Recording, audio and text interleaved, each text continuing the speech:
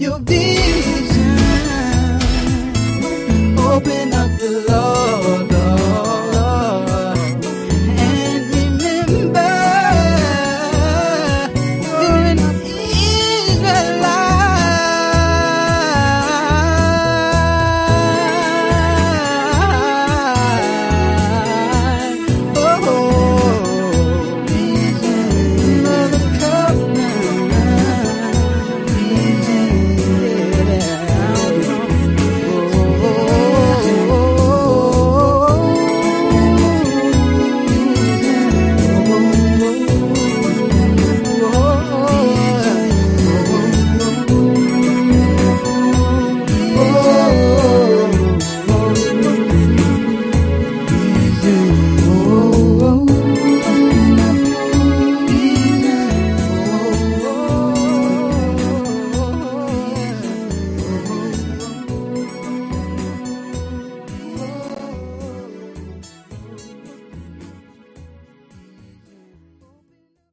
All right. Welcome back. My name is Yusuf Arif. I need to share with you a tidbit of information. Wisdom and understanding has directed me to share this information with you, which is the Most High in these contexts of our studies, historically speaking, has spoken in regards to a conspiracy against us. Conspiracy to take our name, which indicates our land, which indicates the taking of our names. And thus someone is pretending to be us. That's why that song is quite poignant. That is why we don't know who we are, and what we should be doing. Because for a conspiracy to remain a conspiracy, it must be ongoing and effective. And certainly in that regard, the evidence speaks for itself. A lot of you may take issue with the fact that you're Israelites, but the evidence in so many regards attests to that fact. Praise Yah and bless his holy name. And this is the Real Talk, the Real People Show. I, along with my Isha Nasanya, which is the administrator of the show, a daughter of Zion, doing her due diligence as a daughter of Zion to help facilitate these studies and keep them administered. Brother Cottrell, our friend, your friend, a brother who loves the Most High with all his heart, mind, soul, and strength, and his sisters and brothers as himself. And he surely loves himself because it's indicative of that fact. That's why he's here. And Brother Cottrell helps to facilitate the studies of these shows, along with Yusuf Arif. That being said, I'd like to give some praises and blessings to the Most High. I'd like to bless the Most High for our nation, universally dispensed. I'd like to bless the Most High for our tribes, universally dispensed. I'd like to thank the Most High for all of our brothers and sisters dispensed in his universal captivity. I'd like to thank the Most High and humbly thank the Most High for giving me and Brother Cottrell the opportunity to share wisdom and understanding by virtue of these studies. I'd like to thank the Most High for humility that is needed, universally speaking, among our nation, and especially in regards to Brother Cottrell and I, when we do our due diligence and share these studies with you. I'd like to thank the Most High for every aspect and a component of my personal life. I'd like to thank the Most High for my Isha and Nasanya. And I'd like to thank the Most High for Brother Cottrell, my fellow student, as I am a student, also a universal student. And these studies are ongoing and essential. I'd like to thank the Most High for the Real Talk for Real People Study Show, a show that keeps it real by virtue of these studies. Praise the Most High and bless his holy name. I will first ask my Isha Nasanya, which is basically my wife, the administrator of the show. He'll introduce herself. Then I will ask Brother Catriel to introduce himself. And if they're ready to proceed in these studies, Yamsuf Arif is ready to proceed in these studies. Nasanya, may the Most High bless you. My love, your mic is hot. Thank you, Yamsu. Thank you so much. Shalom, shalom, family. All praises. All praises to the Holy One of Israel, who is the head of our lives. I just want to thank. I want to thank the Most High for every aspect of my life. I want to thank the Most High for sending me two good study mates. You know that can teach me a lot. Even though I was raised Hebrew Israel, I was told that all my life, all my life. You can never know enough. You can never learn enough. And it's like every time we learn, it echoes my father's voice, and I'm just so excited to be here and learn more and more and more over and over again. All praises. Thank you, All God. praise. Thank you, Isha. We're humbly honored to be able to assist you in these studies, dispensing wisdom and understanding. Praise the Most High. Brother Catriel, you have the mic. Shalom, shalom, family. Bless y'all, my soul, and all that's within me. Bless his holy name. Giving all honor and praise to the Holy One of Yisrael, the Elohim of our fathers, Abraham, Yitzchak, and Yisrael. Thanking him for all things and everything, including this show and my brother and my sister, Yamsu Fari, sister Nasanya, for sharing Yah's words with the world, because Yah's bringing that judgment, and we're trying to prepare ourselves for his salvation. We give thanks that he gives us that opportunity. Praise Yah. Praise the Most High. Thank you, Brother Catriel. We're very appreciative. And thank you, fellow students. For Brother Catriel and Nasanya, we're about to proceed, and fellow students. I will lead out the studies today in the book of Job, chapter 34. Elihu, this young brother, is proclaiming Yah's justice. Praise the Most High. And Brother Catriel will conclude the studies in the book of Bereshit, which you call Genesis, chapter 10. Nations, all nations, descended from Noah, not races. It didn't say a darn thing about no races.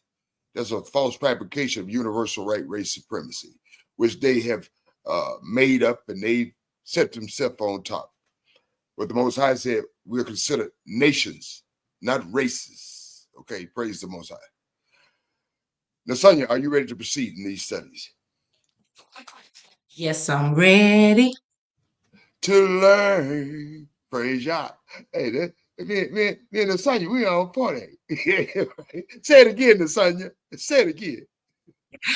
Yes, I'm ready. To learn. Praise the Most High. Brother Catriel, are you ready, brother? Y'all sure ain't peaches and cream, but y'all doing all right. See, now you got to go. Me and my y'all can bless the Most High and sing. Praise the Most High. Sonya showing her age with that song. Watch out there now. If you know that song, I know how old you are, girl. Praise the Most High. Praise Yah. I'm ready. If you're ready. Okay, let's get ready. Fellow students, we pray that you're ready. And turn to the 34th chapter of Job. Young Elihu proclaims Yah's justice. Elihu further answered and said, hear my words, you wise men. Speaking in reference to Baldad, Zophar, Eliphaz, and Job, altogether, these four elderly gentlemen.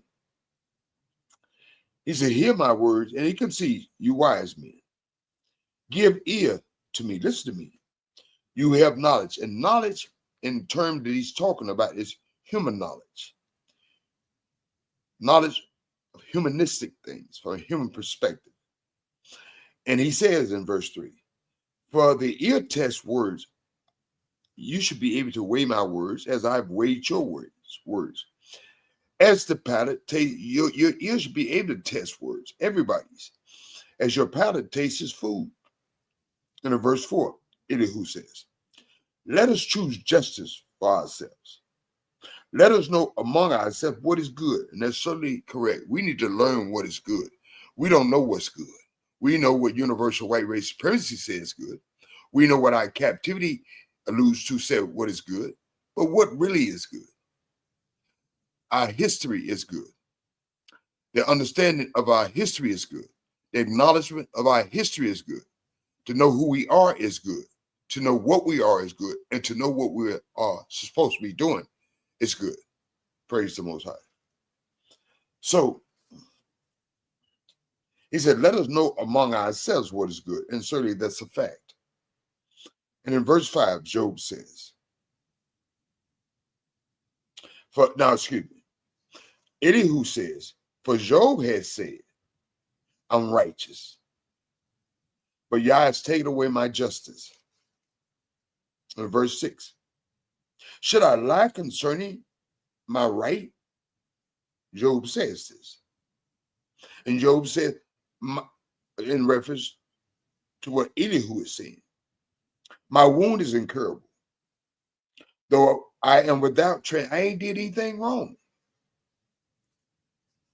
And in verse 7, Elihu alludes to the fact, what man is like Job?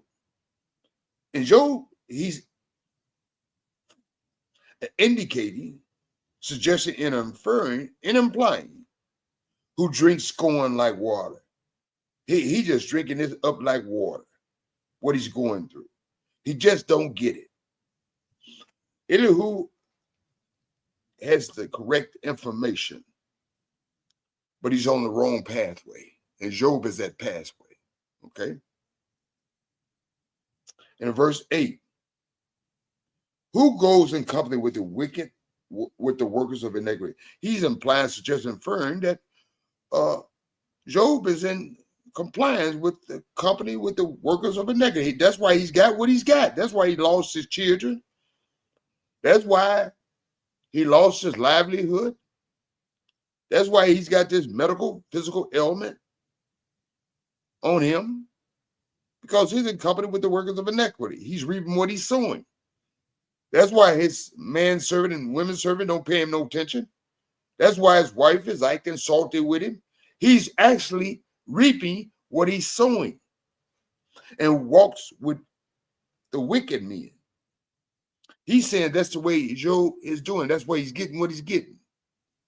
And in verse 9, for he has said, speaking in reference to Job, Elihu, it profits a man nothing. Job says this. It profits a man nothing that he should delight in Yah. I'm not getting anything simply by delighting in Yah. If this is what I'm getting, I ain't got nothing just to trust in the Most High. But Job has the right information also, but he's on the wrong pathway. And let us revert back to Isaiah chapter 55, verse 8, the cornerstone. Yah says, my ways are not your ways. My thoughts are not your thoughts. So whatever Yah is doing, or simply allowed to be done, is not open information to young Elihu. I say it, right information, wrong path. And Job himself, right information, wrong path. And as far as his friends are concerned also, Eliphaz, Bildad, and Zophar, right information, wrong path. So, in verse 10, Elihu says, listen to me, you men of understanding, a spiritual concept, understanding. Far be it from Yah to do wickedness. Yah hadn't did this to Job just because. And from the Almighty to commit iniquity. Yah ain't putting this on him, and that's certainly a fact. Yah has allowed Satan to do this. Yah is not going to do anything of that facetious and diabolical manner to men, inner men, man or woman per se. He allows Satan to test men. and certainly this universe, so to speak. And so in verse 11, for he repairs man according to his work. Job is actually getting what he got because he did something wrong. Suggestion, inferring, and implying. This is the case. And makes man to find a reward according to his way. True. And in verse 12, surely Yahweh never do wickedly, and that's a fact. Nor will the Almighty pervert justice, and you better believe it. And in verse 13, who gave him charge over the earth? Nobody gave Yah charge over it. He's the creator. Nobody's giving him anything. He just is what he is. Not to be questioned in that fact. So if Job getting what he's getting, because he did something wrong, that he's suggesting, inferring, and are implying, or who appointed him over the whole world? Ain't nobody appointed Yah. That's the foundation right there. That's why we rely on it. And in verse 14, if he should set his heart on it, Yah, if he should gather to himself his spirit, Yah, and his breath, the breath of life, the breath of life, all flesh, and this confirms the fact in verse 15, all flesh would perish together. All men will return to dust if Yah took the breath of life from humanity. So Job, you are in no position to question Yah. And certainly it is who you aren't either. Nor was Jophar, nor was Bildad, nor was Elizaphan. In no position to question Yah in any shape, form, and or fashion. As I said, and as I mentioned, they have the right information, but in regards to Job, they're on the wrong path. Just like a lot of us got right information, but we're on the wrong path of life. Why? Reason being, the cornerstone, Isaiah chapter 55, verse 8. And so he says, Elihu, if you have understanding, a spiritual concept, hear this. Listen to the sound of my words. In verse 17, should one who hates justice govern? Yah doesn't hate justice. And if he did, he shouldn't govern. So he's suggesting and fairly implied, Yah doesn't hate justice. Will you condemn him who is the most just? Yo, by virtue of what you're doing, you're condemning Yah. And so would you condemn him who is the most just? And in verse 18, is it fitting to say to a king from the physical element, you are worthless? Even from a man perspective, it's not even fitting to say to a king, you are worthless. And certainly on a spiritual concept, the creator, Job, you're not in no position to question the Most High. He's just above questioning. That's what Elihu, young Elihu, is alluding to. And to the nobles, you are wicked. And in verse 19, yet he is not partial to princesses. Yah is not partial because you think you something special or you got a special position of authority. Yah's not partial to you. Nor does he regard the rich more than the poor. Ain't just praise the Most High. Because y'all relying on Donald Trump and Elon Musk, y'all going to get what got to you. I don't put my trust on these men. And certainly, Yah said trust no man. But in regards to the Most High, you certainly should rely and trust in him completely because he is the creator. The breath of life proceeds from him. Praise the Most High. And he says, nor does he regard the rich more than the poor. A rich person don't have a leg up on the poor simply because they're rich. And a poor don't have a leg down simply because they're poor. That's how Yah looks at things. And that is the fact of the matter. And he says, for they all are the work of his hand. Yah made the rich man. Yah made the poor man. It's just that simple. Yah's not partial to either one of them. And in verse 20, in the moment they die, in the middle of the night, if it's in the middle of the night, both rich and poor, the people are shaken and pass away. The mighty are taken away without a hand. Ain't nothing special.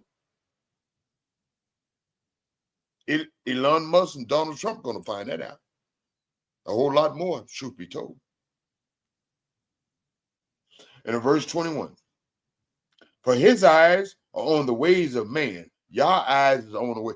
You think y'all ain't watching you? You better stop it.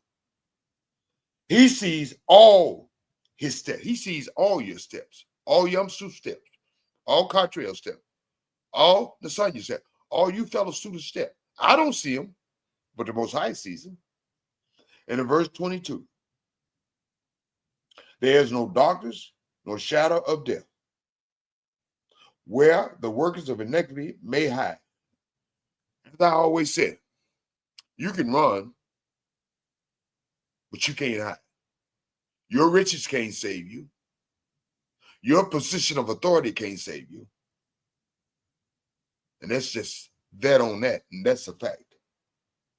Young Elihu alludes to that, and I strongly concur with it. And in verse 23, for he need not further consider a man. Y'all don't have to over rest his brain about us, that he should go before Yah in judgment. And in verse 24, Yah, he breaks in pieces mighty men without inquiry. Not Yamsu, not Cartrail, not his son, but the Most High does. Elon Musk, Donald Trump, you better watch out now. And set others in their place. In verse 25, therefore he knows their works. No, y'all know everything about Elon Musk. Y'all know everything about Donald Trump. Y'all know everything about universal white race supremacy. You can run, but you can't hide. That's the fact of the matter. He overthrows them in the night. They are crushed. He strikes them as wicked men, and certainly they are, in the open sight of others. Just like in the case of that bald-head fellow over there in Italy, who got hung with his mistress in the Italians during World War II, the little bald-head, I forget his name, and the crazy little fellow over there with the little mustache, the little Nazi Adolf Hitler, and so on and so forth. And not only in that regard, the 1930s and 40s, but that's universally speaking. If you go back in time and you see these people reaping what they're sowing, whether you're rich, whether you got a high position, it makes no difference. You're going to get what's coming to you. You can run, but you can't hide. So stop lying to yourself and each other simply to say, oh, I got a whole lot of money. I'm something special. I got a good position. I'm something special. I don't need to listen to a whole lot of you that got a whole lot of money. I don't need to listen to a whole lot of you got a whole lot of fine positions. Because at the end of the day, any who used to lose to this fact. We all got to stand before our Maker. Praise the Most High. And sets others in their place in verse 24. And in 25, therefore he knows their works. He overthrows them in the night, and they are crushed as a result of this. And in 26, he strikes them as wicked men. He's going to put the metal to the pedal on all wicked folk. And the open sight of others. Donald Trump ain't going to keep living. Elon Musk ain't keep living. Adolf Hitler, he didn't keep living. A whole lot of them wicked folks, Pol Pot, a whole lot of them wicked folk back there, they keep living. Ain't nothing special just because you got money, you got a high position. That doesn't matter to the Most High because it doesn't mean anything. And praise the Most High for that. Why? Why are these wicked men or women in the open sight of others struck down? Because they turned back from him. You might not be an Israelite, but you still got to turn to the Most High. You turn your back on the Most High, you're going to get what's coming to. And so what Elihu is suggesting, inferring, and implying, that's the case in point in regards to Job. He's turned his back on Yah. And that's why you're getting what you're getting, Job. and would not consider any of his ways. They would not consider any of y'all's ways. They go to gay rights parties, gay rights marching. They kill people, dime a dozen. They disrespect their mothers and their fathers. They steal people, wives or husbands. They covet what other folks got. And so on and so forth. You catch my drift? And so in verse 28, so that they cause the sea, the cry of the poor to come to Yah. These folk that did so much, so wrong, so long, as in case in point, Elon Musk and Donald Trump is doing. They cause the cry of the poor to come in. Yah hears. When wicked folk do things, don't think you've gotten away. Yah hears. He hears the cry of the poor. The poor, the people that don't have a high position. The people that don't have a whole lot of money. Yah hears them. And you will be accountable for that if you're a wicked man and a woman. You ain't got away. And that's what he's suggesting and inferring and implying in the case of Job in this regard to the evidence that something has happened to him. The loss of his children, the loss of his livelihood. This is what's happening to you, Job. The loss, your medical body has turned against you. You got these boils from the top of your head to the bottom of your feet. Your servants don't even listen to you. Your wife's salty with you. You're reaping what you're sowing, Job, just like all wicked men and women will reap what they sow. And this is the final analysis. Case in point, Eli is a very bright young brother. As I said, the right information, but the wrong path in regards to Job. Praise the Most High. And so in verse 29, when Yah gives quietness, peace, who can make trouble? When Yah give you peace, Elon Musk can't cause you no trouble. Donald Trump can't cause you no trouble. It don't trouble your mind. Universal white race supremacy can't cause you no trouble. It don't trouble your mind. And it shouldn't. And that's why you should lean on the Most High and meditate on the Most High and trust in the Most High. And fear not, as the Most High says. I got this. And so, in verse 29, and when Yah hides his face, who then can say? He's giving you an opportunity to search him out. But when he turns his back on you, who can find him for you? Can Elon Musk pay it for himself and or for you? Can Donald Trump, because he got a high position, find Yah for you? He can't find him for himself. Whether it is against, what did I say? Whether it is against a nation or a man alone. Either one. A nation that turns its back on the Most High, don't want to hear what the Most High said. The Most High is going to turn his back on it. That's case in point, what he did to us by virtue of our ancient ones. And or a man alone, individually. A nation in itself can do this. And individuals in the confines of a nation can do this. But if an individual in the confines of a nation don't turn to the travesties of a nation, I suspect the Most High will listen to that individual. And that's why we said at the close of every study session, the Most High word is going to work in spite of you, irregardless of you. But individually, it works for you if you utilize it, you activate it, you work it. Praise the Most High. And that's why I said that. And Elihu alludes to this fact. And in verse 30, that the hypocrite shall not reign. The pretenders like Elon Musk and Donald Trump, in Yah's world, they don't reign. And that's a fact. At least the people be ensnared if they do. As case in point, in regards to Elon Musk and Donald Trump, the people are ensnared. They think Donald Trump and Elon Musk is something special. They ought to focus on Donald Trump and Elon Musk. To hell with Donald Trump and Elon Musk.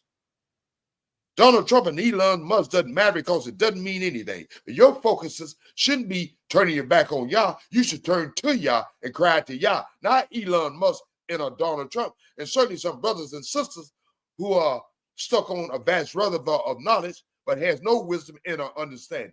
Praise the Most High. And so in verse 31, Elihu says, for has anyone said to Yah, I have borne my chastisement. Yah, I done enough whooping, don't whoop me no more. I'm tired of being whooped. And I had enough. Ain't nobody said that.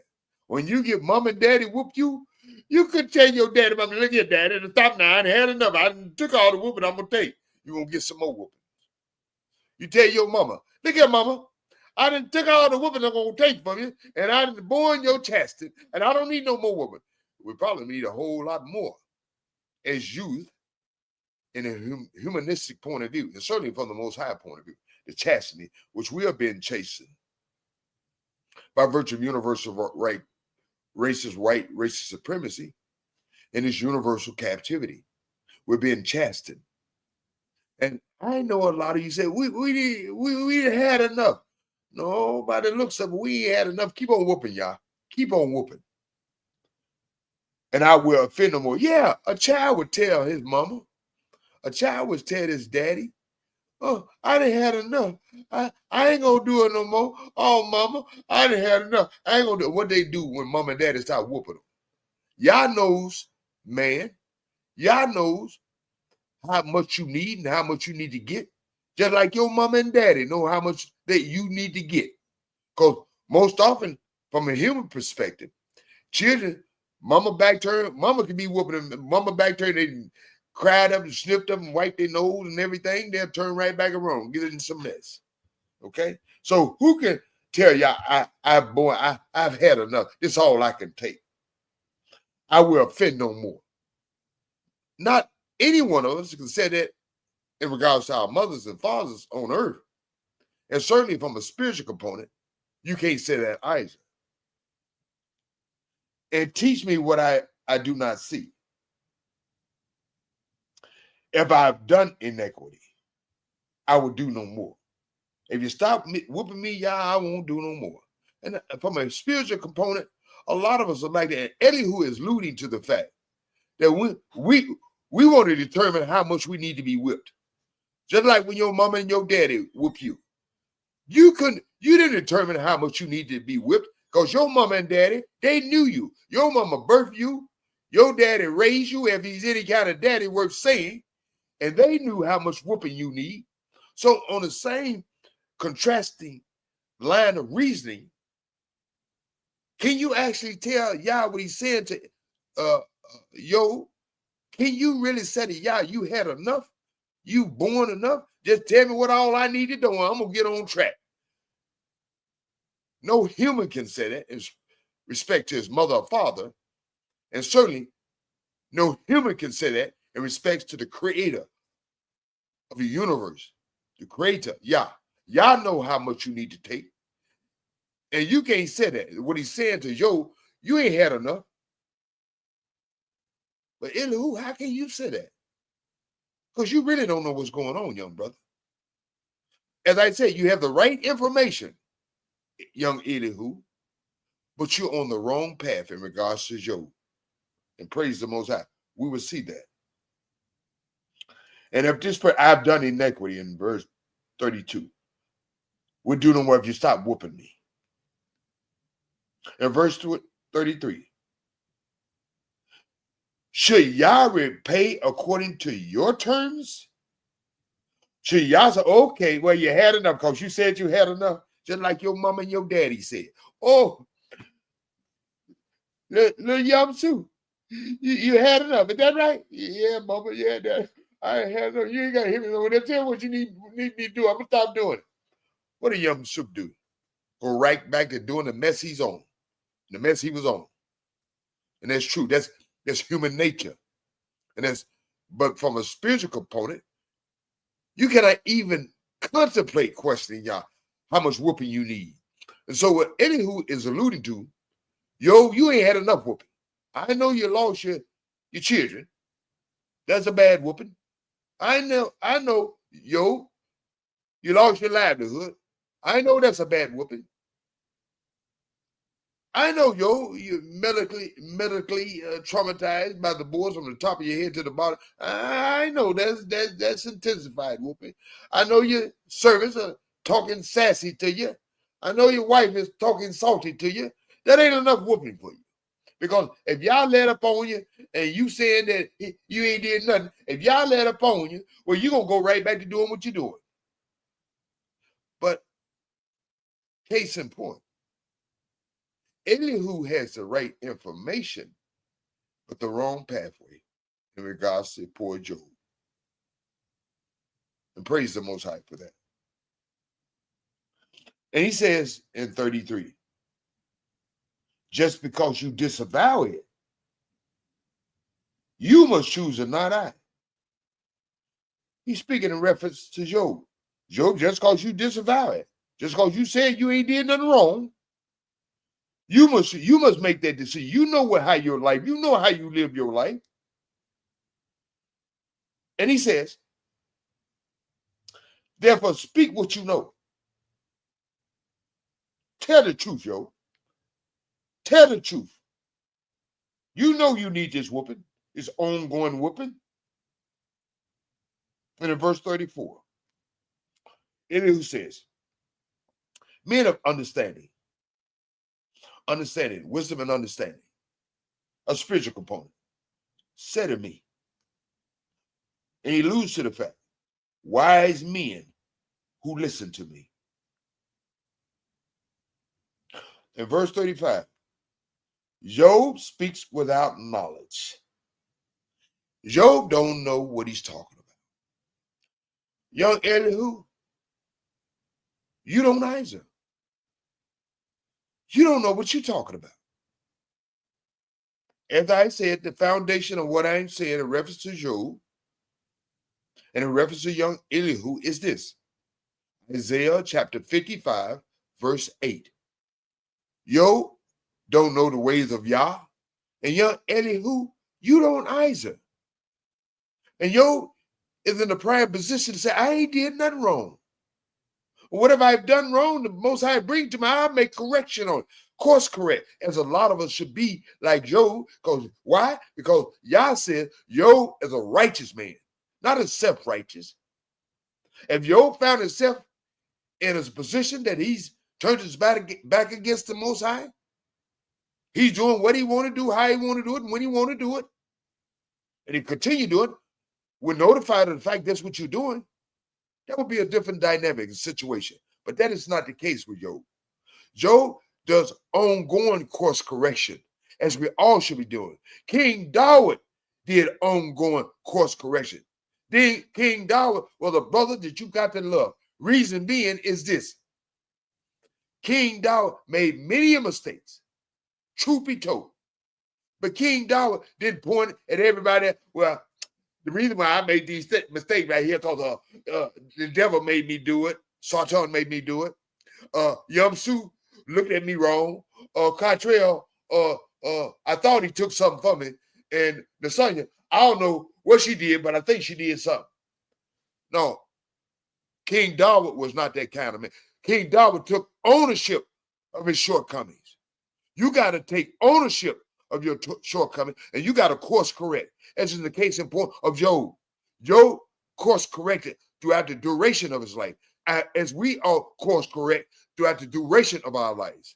Okay? We aren't anything perfect.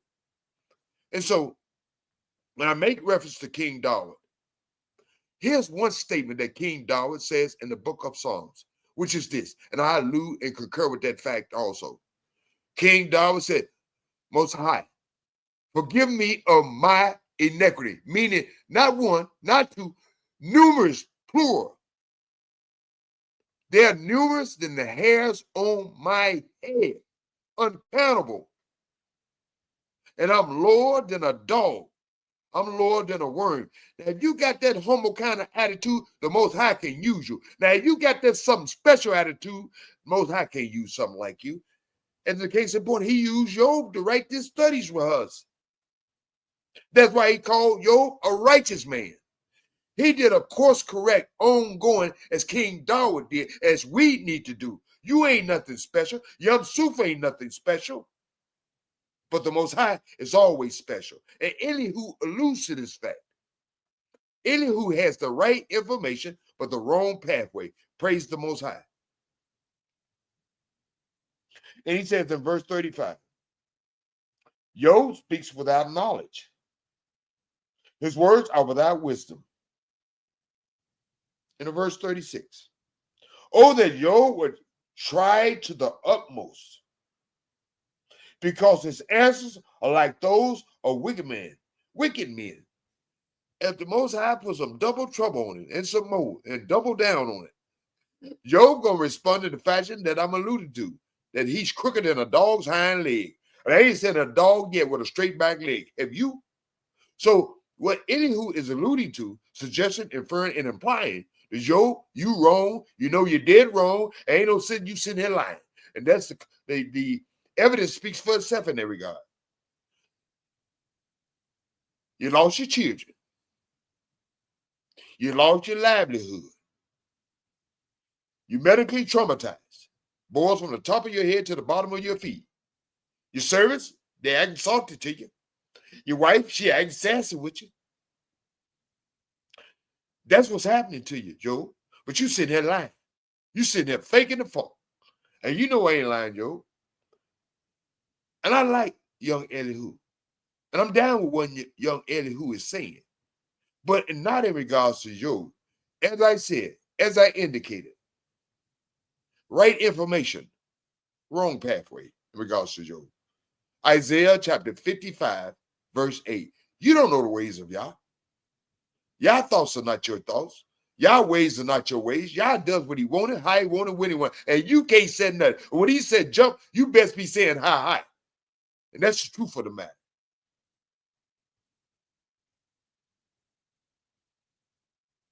And in verse 37, he says in regards to Job, he adds rebellion to his sin. He's doubling down on it. He's being stubborn. That's what rebellion is, being stubborn, set in your ways. He said, Job is stubborn and set in his ways. You can't tell him nothing right. He can't see the evidence. It speaks for itself. And he's being rebellious. And Yah says by rebellion is equal to witchcraft and sorcery. Being stubborn is rebellion is equal to witchcraft and sorcery. And it's true. When you see people that are stubborn and rebellious, they seem kind of weird, don't they? Just like Donald Trump and Elon Musk, they seem kind of weird. Some people in your families, some of your friends, when you know they're wrong and they know they're wrong, but yet they're persistent in their stubbornness to say, hey, I know it, you know it, but the hell with it. It seems sort of weird. That's what rebellion is, akin to witchcraft and sorcery. He claps his hand among us. Oh, he's exalting his position. And he continues, he multiplies his word against you. He's just going to keep on keeping on. Job going to just keep it. He's being stubborn, which is akin to witchcraft and sorcery. He's rebellious. He know he wrong. We know he wrong. Y'all know he wrong, but he going to keep on. Just like Elon Musk, Donald Trump, universal white race supremacy. A lot of us too. When you know you're wrong, you need to back out from your wrong. You need to humble yourselves. Y'all can't use rebellious and stubborn people. He didn't use our ancients. What did it cost him? He's not going to use us contemporarily speaking if we're doing the same thing that our ancients were doing. Turning our back on Yah, following after idolatry of every form and of fashion. The one who made you, the one who did for you, took you out of captivity. The first one in Madaram. The one who gave you a homeland. The one who did it all for you. And that's the way you treat him. And he's alluded to, yo, that's what you're doing. Y'all done gave you everything. You turned your back on, just like a lot of us contemporaries speaking. And we've woken up and I see you, and some of us understand that we are Israelites, and yet we proceed to do the same thing our ancients did. Instead of turning back to the Most High, humbling ourselves, crying out to the Most High, not wearing a protest, I am a man, Black Lives Matter, but crying out to the Most High, crying out for our ancients, the mistakes they made that got us universally captured, crying out to the Most High to humble ourselves, to teach us to love Him with all our hearts, mind, soul, and strength, to teach us to love our brothers and sisters as ourselves, and to teach us to gather ourselves together, instead of in a Democratic Party, Republican Party, Black Lives Matter, I'm a man. We don't need none of that. What we need is what the Most High indicated. What Job need, what Elihu is alluding to, is what the Most High. But Elihu is wrong. He has the right information, but he's on the wrong path. But I have the right information. I'm on the right path. When it comes to Yom Suf Arif, when it comes to our nation, when it comes to our tribes, we need to turn to the Most High. We need to stop this nonsense. We need to cry out to the Most High. We need to stop this nonsense. We need to cry out for our ancient ones. We need to stop this nonsense. We need to cry out for our ancient ones. We need to cry out for our contemporary ones. And we need to gather ourselves together as the Most High is mandated. And it's just that simple. As I said, for as Elihu is concerned, right information, but the wrong pathway far as Job is concerned. All praises to the Most High, and bless His holy name. Without further ado, I will ask Nasanya, do she have any comments and her commentaries? Then I ask Brother Cottrell, do he have any comments on the commentaries? Once that's done, Cottrell will proceed to the next and last segment of study, which is in chapter 10 of Bereshit. It shows the structure, not race, but nations, of the nations. Praise the Most High. Nasanya, may the Most High bless you. You have the mic. It's crazy. I can only imagine how Job is feeling, just being there with his body, with everything that's going on. Wow. I just want to know what do they believe that Job did? Well, they don't know, Nasanya, and they don't care. They just think just by the evidence, by the look of the evidence, the loss of his children, the loss of his livelihood, the loss of his medical body is turned against him, and his service against him, his wife is sassy toward him, and that should be indicative of the fact that he's done something wrong. They don't know what he did, but they're saying he's doing it, and he's lying about it. He's being a hypocrite about it. That's what they're saying. Okay, understood.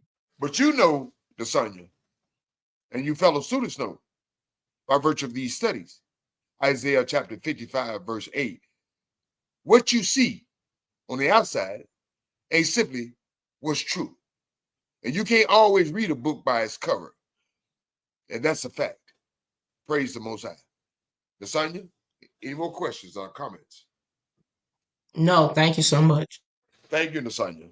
Brother Cottrell, you have the mic. All praise to the Holy One of Israel for another great lesson in the book of Job. And for me, with friends, the friends that Job had, he don't need no enemies. I know that's right, brother. I know that's right. They sound more like prosecutors. They sound more like what the police department in New York City would do to somebody they suspected of a crime and would want him to write down all the things on a piece of paper and sign it as a confession. They act like they're trying to make Job confess to something that he didn't do. Exactly. But And truth be told, Cottrell, because they should be there to comfort him and to build him up and to repair him if they were true friends. Truth be told, brother. But Brother Cottrell, to be honest about it, those outside the scope of wisdom and understanding, we do that today contemporarily in our own private lives and personal lives among friends and family. We're quick to judge each other on the outside without any evidence and indict one another. It's true. Yep. Leave the judging to the judge. And who's the judge? The Most High. Okay, so I know people like to judge, but that's not our job. unless you're a Praise him. judge in judgment for a community. But regarding people's circumstance and condition, you don't know what's happened to them or why y'all put them in that situation. And they don't know who's being tested, Brother Contrio, and how you're being Everybody's tested. being tested. Everybody's being tested. Yeah. And it Everybody's could be a test for that individual, Brother Contrio. We even don't know Joe. what y'all is doing. Right. They on the spot too. Exactly. Because y'all was watching them. Y'all not trying to help Joe. You're trying to put more misery into the misery that he already has. Because your words ain't really helping him. And that's what I like about you, Brother Contrio. You see the contrasting difference. Friends should do and family should do more to lift you up than tear you down. And his nation should do much more, Brother Contrio, to lift each other up rather versus to tear one another down. Praise the Most High. It's easier to destroy than to build up. Unfortunately, that's a fact, Brother Contrio. Oh, That's yeah. a fact. Even in construction, it's easier to tear a building down. Boom. Just hit it with the big ball, demolition squad. But to build a building up, you know how much time and effort and energy it takes to build up? And that's the hard part, the discipline that is spiritual that people don't, try to do with one another. We don't try to do with each other. It's work. It's work, Brother Contrio. This Real Talk for Real People study shows have been on, Brother Contrio, since 2011. And it's work. You know this, Brother Contrio. You've been on about half that time with the show. And you know the work that we put in for the Most High's sake and for this nation's sake. And it's easy for people to sit out. Yum Soup ain't this. Brother Contrio, and this son ain't this. But not putting in any work for the national interest of the nation. And it's ludicrous, brother. And everybody's being tested. Y'all's watching all things.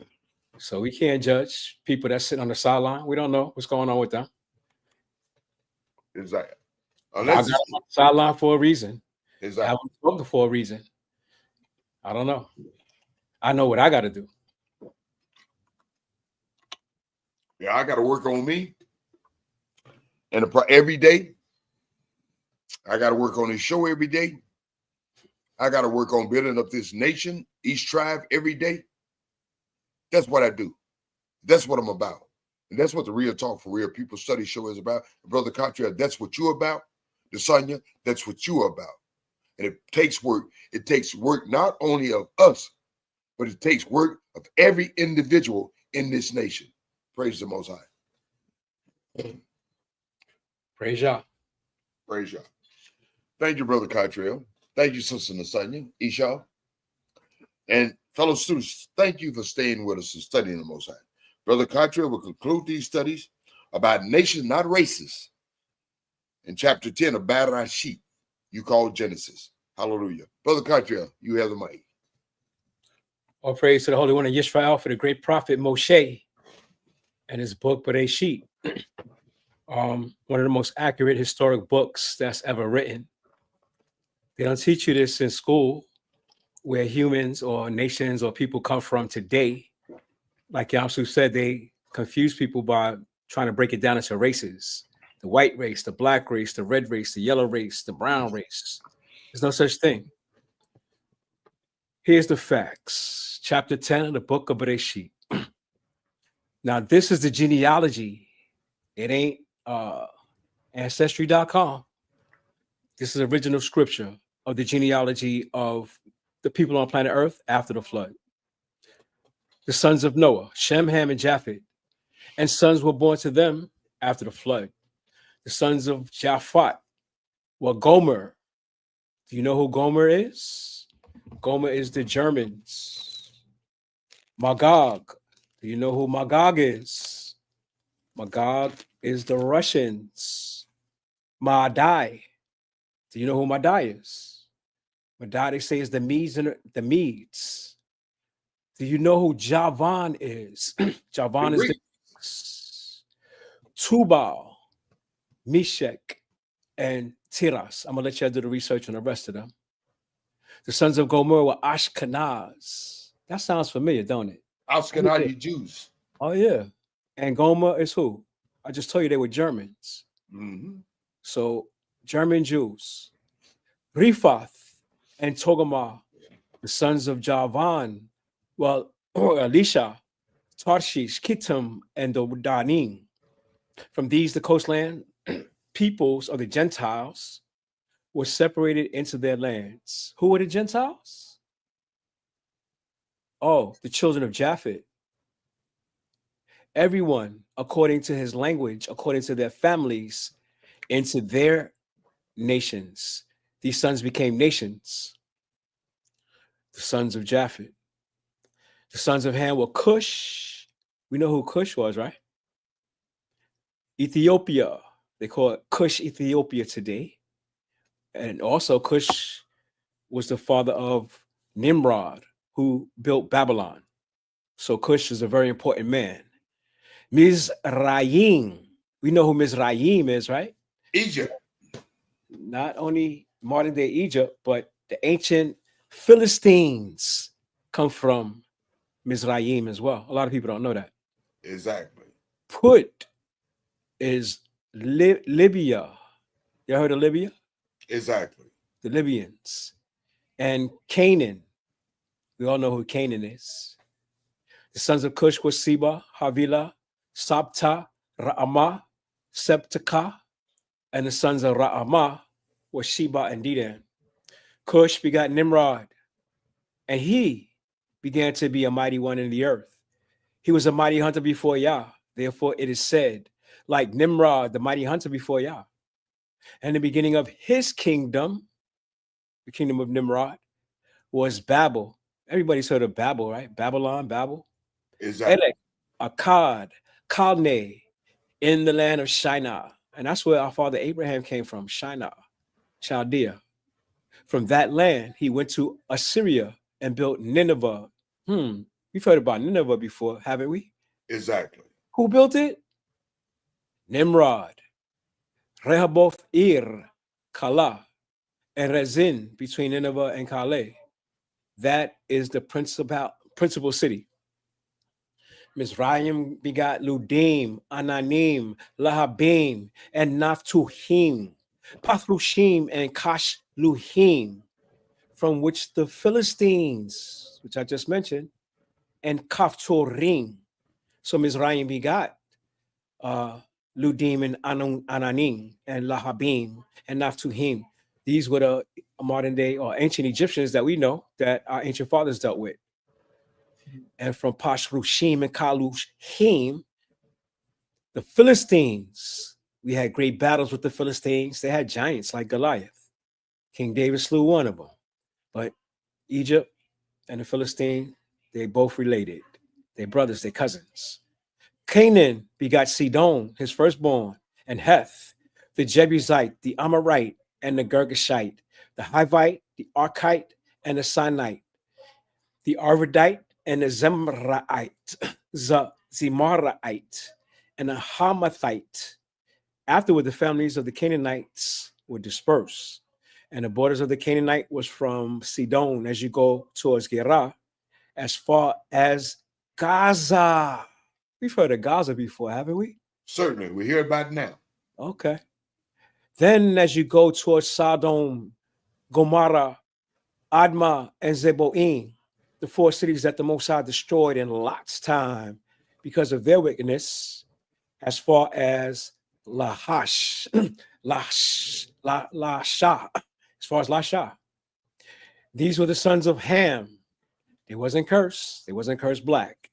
According to their families and according to their languages, in their lands and in their nations. So we talk about nationality, nations, ethnicity, languages, culture, different people from the same family. And children were born to Shem, the line we come from, the father of all the children of Eber, the brother of Japhet, the elder. So Shem is older than Japhet. The sons of Shem were Elam, Ashur, Arpachshad, Lud, and Aram. The sons of Aram were Uz, Hul, Gether, and Mash. Pakshah begot Salah, and Salah begot Eber. To Eber were born two sons. The name of one was Peleg. For in his days the earth was divided, and his brother was Yoktan. Yoktan begot Al-Madad, Shilef, Ha-Zarameveth, Yerah, Hadoram, Uzal, Dikla, Obal, Abimael, Sheba, Ophir, Havilah, and Jobab. All these were the sons of Yoktan. And their dwelling place was from Mesha, as you go towards Shifar, the mountains of the east. These were the sons of Shem, according to their families, according to their languages in their lands, according to their nations. These were the families of the sons of Noah, according to their generations in their nations. And from these, the nations were divided on the earth after the flood. And we know that Nimrod played an important part in peoples of the earth, the families of these three sons becoming nations, because they built that tower to try to challenge the Most High in rebellion to Yah's orders. And Yah confused them, made them languages, and scattered them throughout the four corners of the earth. That's how they became nations. So we're going to find that out in chapters that follow this one. All praise to the Holy One in Yisrael. All praise, Brother Carter. Thank you very much for that astute studies, historical. Two things pointed out to me. Nothing was mentioned about races. As far as the Shemitic nations are concerned, there's more than one Shemitic nation, okay? All Shemitic nations are not Israelis, okay? But there are much more than one Shemitic nation. A lot of you in this contemporary time like for you to believe I'm a Shemite. I don't know what the hell that is, but Shemitic nations are numerous, okay? It is not a race. Race is a false construct divine and devised, implemented by universal white race supremacists. They came into play during the Greeks and the Romans. These people, as the Most High has alluded to, they are wanderers. They go about other folks' stuff, taking their stuff, okay? The Greeks, the Romans, okay? Let's get it clear. And they like to be on top. That's why they design universal white race supremacy. A race. We're not a race. We are a people, a nation from many Shemitic nations. Praise the Most High. Nasanya, do you have any comments on the commentaries? No, sir. That was wonderful. Nope, nope, nope, nope. Thank you, Nasanya. Thank you, fellow students. Fellow students, Nasanya has done a job as a daughter of Zion by helping to administer and facilitate the studies of these shows by getting us in track, online, in alignment as far as these studies are concerned. Brother Cottrell and Yum Suf Reed, that's me. We've done our due diligence, as all elders should be and do, not simply Cottrell and Yum Suf. We've done our due diligence as elders on the council, by providing these studies for you as far as the Most High is concerned. We've done our moral obligation and due diligence, as all elders should do, by providing these detailed, in-depth studies of the universe, of the nation. So you don't have to go around talking about who am I, what am I, where am I? I'm a black landmass. I'm a Negro. I'm whatever. I'm Black Lives Matter. You don't have to do none of that nonsense. But what you have to do, and wisdom and understanding should dictate to you, you have to know who you are, what you are, and what you should be doing. Not under the control and confinement of universal white race supremacy that were introduced to us by way of the Greeks and the Romans. That's why they went all over the world taking other folks' stuff and mixing with other folks and transferring folks from here to there. They don't know what the hell they are, who they are. But you do. And you know how you know who you are? By virtue of these said studies. Praise the Most High. We've done our due diligence. It's incumbent upon you to do something for yourselves. We can lead a horse to the water, but we can't make it drink. It's incumbent upon you to trust in the word of Yah, not in universal white race supremacy, not in Elon Musk of the world, not in Donald Trumps of the world. They're just a distraction. You should trust in the Most High. You should trust in wisdom and understanding. You should lean on it, rely on it, trust in it, cling to it, meditate on it. You see, in regards to this universe, the Most High word is going to work in spite of us and or irregardless of us. But for you individually, from what nation you hail from, especially for us, for you individually, the Most High word works if you work it. Praise the Most High and bless his holy name. I will ask my Esau and Nasanya, the administrator of the show, to make her closing remarks and a comments, shaloms, and a good night. He did initiate. And then I will ask. They got the file. I will ask. Yeah, he initiated. He threw his show. I will ask Brother Cottrell to make his closing remarks and the comments, and to close us out for the night. Praise the Most High. Nasanya, your mic is hot. Shalom and good night, family. Short, quick, and sweet. Praise the Most High, Nasanya. Shalom and good night. Brother Cottrell. All praise to the Holy One in Israel. Thanking him for the opportunity to find out the truth in regards to creation and who we are, where we stand with him. May the words of our mouth and meditation of our heart be acceptable to him, our rock, our creator, our redeemer, our king. May he bless us all with the words we shared. Praise Yah and bless his holy name. Shalom and good night. Shalom and good night. Oh, oh.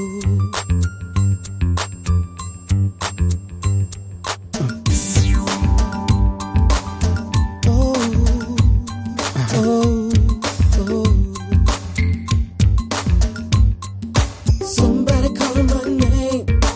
I went down to see. Heard a little small voice calling down at me. How you know my name? Why you calling me? I don't know what to say. He said this wasn't meant to be.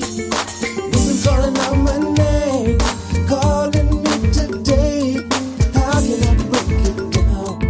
I didn't know what to say. Wasn't calling out my name, calling near and far. Tell me what you want. He said let me in your heart, let me in your heart, let wisdom in your heart. Let me in your heart, let wisdom in your heart, let me in your heart, let wisdom in your heart. Oh, let me in your heart, let wisdom in your heart. Somebody calling my name. I went down to see. Heard a little small voice calling down at me.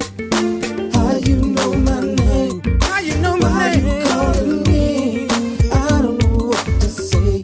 They said this wasn't meant to be. Wasn't calling my name, calling me today. How can I break it down? I didn't know what to say. Been calling out my name, calling near and far. Tell me what you want. He said, let me in your heart, let me in your heart, let wisdom in your heart.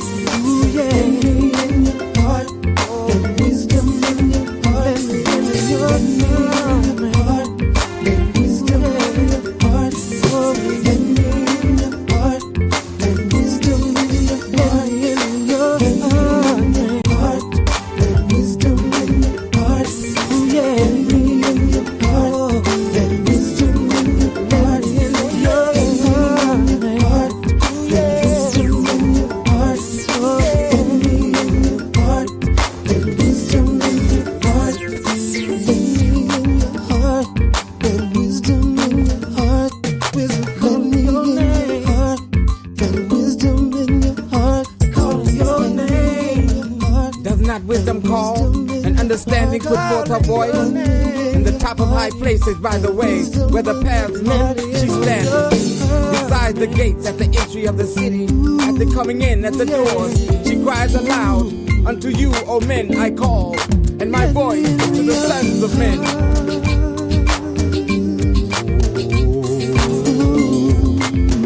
O ye thoughtless, understand prudence, and ye fools, be ye of an understanding heart. Hear, for I will speak excellent things, and the opening of my lips shall be right things. What can I do? Wisdom calling me over here, over there. Seems like everywhere. In your heart, In the night, wisdom in your heart. Ooh, yeah. In your heart, in the night, wisdom in your heart. I just can't do without it.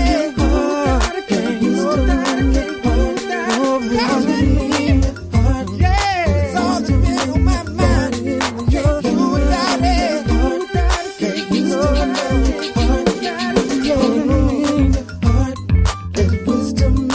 I just can't do Yah made me as the beginning of his ways, the first of his works of old. I was set up from everlasting from the beginning, or ever the earth was.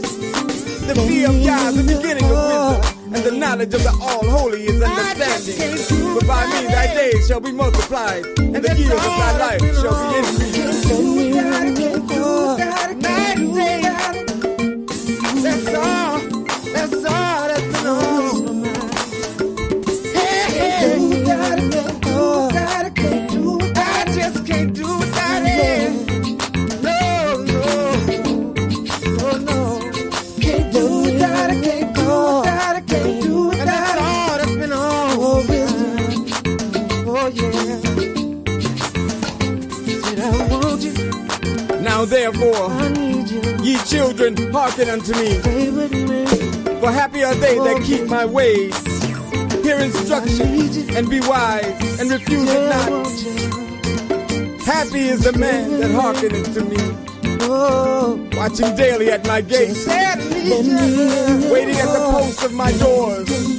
For whoso findeth me findeth life, and obtaineth favor of Yah. But he that misseth me wrongeth his own soul.